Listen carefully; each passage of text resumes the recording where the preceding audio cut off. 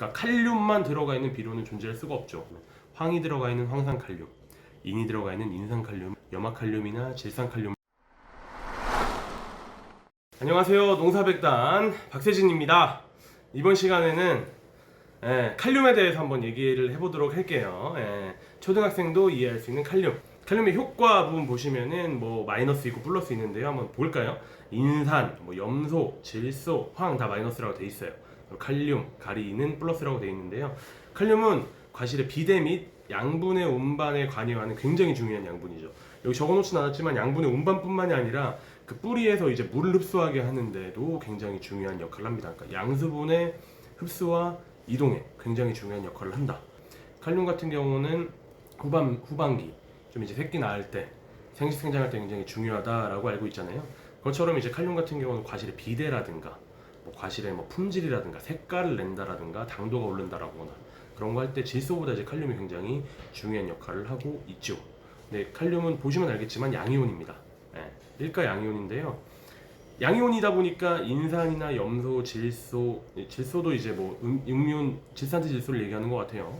질산태 질소, 뭐 황 이런 친구들과 붙어서 이제 결합해서 이제 비료로 이동이 되는 거죠. 그러니까 칼륨만 들어가 있는 비료는 존재할 수가 없죠. 칼륨과 다른 음이온들이 붙어야 한다.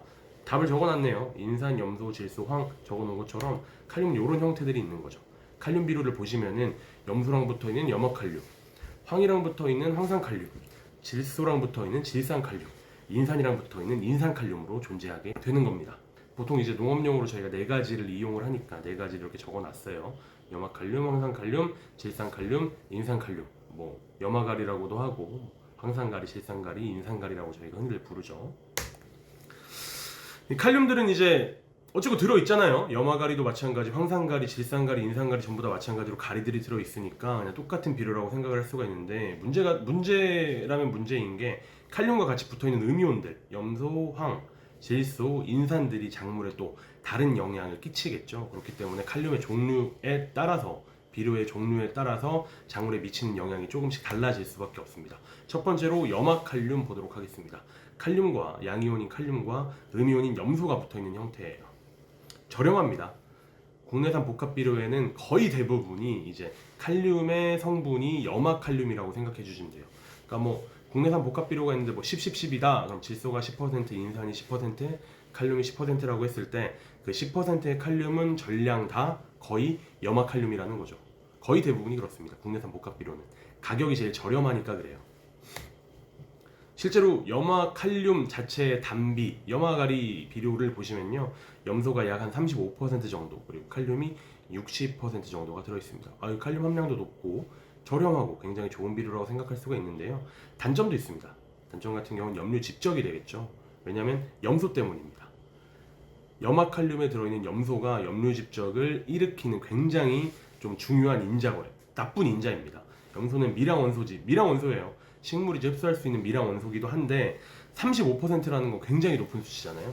그러니까 식물이 잘 이용하지 않는 염소가 35%나 들어있기 때문에 이것은 그대로 땅에 집적되어 있는 형태로 남아있고 땅에 집적되어 있는 염소가 이제 염류 장애를 일으키게 되는 거죠. 그 다음에 이제 황산칼륨입니다. 황산칼륨 같은 경우는 당연히 칼륨과 황이 붙어 있는 거겠죠. 황은 염소에 비해 작물들에 더 많이 들어가야 돼요. 황 자체는 아까 보셨던 염소보다 작물이 굉장히 많이 먹는 양분이죠. 그러니까 들어가면은 들어가는 대로 유용하게 써먹을 수가 있는 거죠.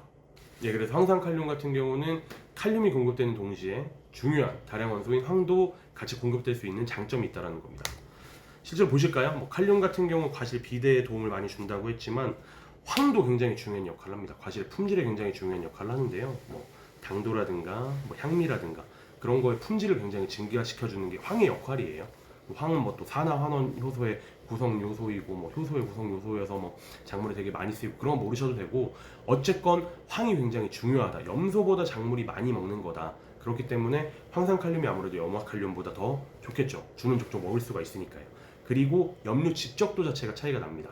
저희가 염류 집적, 그러니까 똑같이 1kg 비료가 들어갔을 때 얼마나 땅을 오염시키는지 측정을 해보면요, 이제 염화칼륨과 황산칼륨을 비교해보면 염화칼륨이 2.5라고 했을 때 황산칼륨은 1 정도, 그러니까 2.5배의 차이가 나요. 그렇기 때문에 염화칼륨은 넣는 족족 땅을 오염시키는, 염류를 집적시키는 원인이 되는 거고요. 황산칼륨은 그런 원인이 되지 않는다라는 거죠. 추가적으로 황이 같이 공급된다라는 장점이 있는 겁니다. 질산칼륨도 마찬가지죠.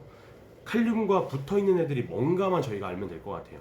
질산칼륨은 칼륨과 질산트질소, 특히나 질산트질소가 같이 붙어 있습니다. 저희 질산트질소 되게 좋다고 말씀 많이 드렸잖아요. 어쨌건 그 좋은 질산트질소랑 칼륨이 붙어 있다.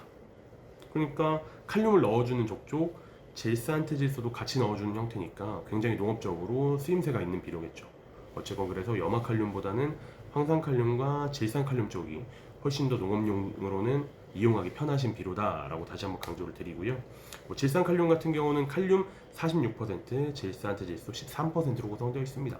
그러니까 칼륨을 줄 때 질소도 같이 줄 수 있다는 거죠. 질소는 작물이 이제 전체적인 성장을 하고 비대라는 데 굉장히 중요한 영향을 끼쳐주고, 칼륨은 특히나 생식생장기에 과실이 비대하는 데 영향을 끼쳐주니까 칼륨이 들어갈 때 질소가 들어가고, 질소가 들어갈 때 칼륨이 들어가고, 비율이 중요하긴 하겠지만 같이 들어가는 건 무조건 맞는 패턴이라는 거죠. 그렇기 때문에 대과를 생산하거나 수세를 갑자기 올려야 될 때는 질산트질소가 포함되어 있는 질산칼륨이 칼륨 형태의 비료 중에는 가장 좋은 비료라고 저희가 생각할 수 있을 것 같습니다. 여기서 잠깐 질산트질소와 NK 비료를 깜짝 상식입니다. NK 비료의 N은 질소잖아요. K는 칼륨입니다. 흔히들 그럼 우리가 질소도 들어갔고 칼륨도 들어갔으니까 이거랑 질산칼륨이랑 비슷하겠구나라고 생각하실 수 있을 것 같아요. 질산칼륨은 말 그대로 질산트질소와 칼륨이고, 질소의 소스와 칼륨의 소스가 다른데요. 질산칼륨은 질산트질소랑 칼륨이 화학적으로 결합을 하고 있는 거예요. 둘이 같이 있는 거예요. 그러니까 칼륨과 질산트질소가 붙어 있는 겁니다. 그러니까 칼륨이 공급이 되면 질산트질소도 공급이 되는 형태고요. NK 비료는 N 따로 K 따로가 그냥 섞여 있는 거예요. N 소스는 보통 저희가 요소를 쓰게 되고요. K에 대해서는 저희가 염화가를 쓰게 됩니다. 저 요소가 안 좋은 점은 질소 부분에서 많이 설명을 드렸어요. 뭐 싸고 좋은 비료긴 하지만 어쨌건 도정 안 된 쌀이다 라고 많이 설명을 드렸었고, K 중에 이제 염화가리도 뭐 염류 집적도도 높고, 염소는 밀양원소인데 이게 너무 많이 들어가면 땅이 안 좋다, 작물이 다 못 빨아먹고 땅에 남는다 라고 서두에 말씀을 드렸잖아요. 이 염화가리랑 요소가 그냥 섞여 있는 거예요. 이런 차이가 있죠. 다시 한번 강조를 드리면, 질산칼륨 같은 경우는 칼륨과 질산트질소가 포함이 되어 있고, NK 비료 같은 경우엔 요소와 염화가리가 포함되어 있다라고 저희가 이해하면 됩니다. 마지막으로 인산칼륨의 특징을 보게 되면요, 칼륨 34%, 인산은 한 52%, 인산도 많이 들어가 있고 칼륨도 많이 들어가 있네요. 요거 같은 경우는 질산칼륨, 황산칼륨이랑 마찬가지겠죠. 칼륨이 들어갈 때 인산도 들어간다. 인산도 굉장히 식물에 필요한 영양소잖아요. 3대 영양소인데요. 그러니까 굉장히 좋은 형태의 비료라고 저희가 볼 수가 있죠. 칼륨과 인산이 같이 공급이 되니까요. 일반적으로 농업에서 인산칼륨을 공급하는 목적은 당연히 인산 공급해야 되고 칼륨 공급해야 되니까. 근데 요새는 대부분 인산칼륨을 어떤 식으로 사용을 많이 하시냐면, 연면 시비가 됐건 관주가 됐건 억제제 용도로 많이 사용을 하시더라고요. 그래서 시중에 나와 있는 억제제 라벨을 잘 살펴보시면 뭐 여러 가지가 들어 있습니다. 뭐 기능성 물질 들어 있는 것들이 있지만 대부분 이제 인산과 칼륨을 포함하고 있습니다. 그러니까 어쨌건 인산가리가 억제 역할을 확실하게 해준다라는 건 저희가 알고 있어야 될 것 같아요. 뭐 당연한 얘기인데 질소랑 싸우기 때문입니다. 작물 내부에서의 이동 속도가 질소는 굉장히 빠르고 인산도 빠르고 칼륨도 빨라요. 땅에서 이동 속도 아닙니다. 작물 내부에서 이동 속도의 차이 때문에 질소랑 인산칼륨이 싸울 수가 있는 거죠. 그러니까 질소가 이용돼야 되는 시기에 인산칼륨이 질소를 방해할 수 있다는 겁니다.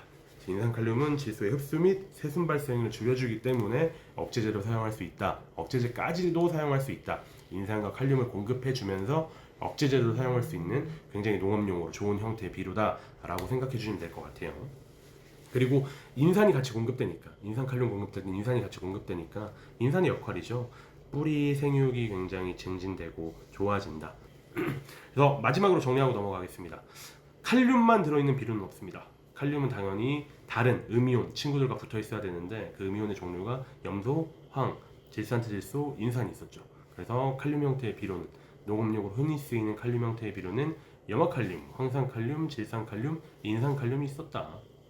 뭐 근데 가격 같은 경우는 염화칼륨이 제일 쌌었죠. 제일 쌌었는데 염화칼륨의 단점 기억나시죠?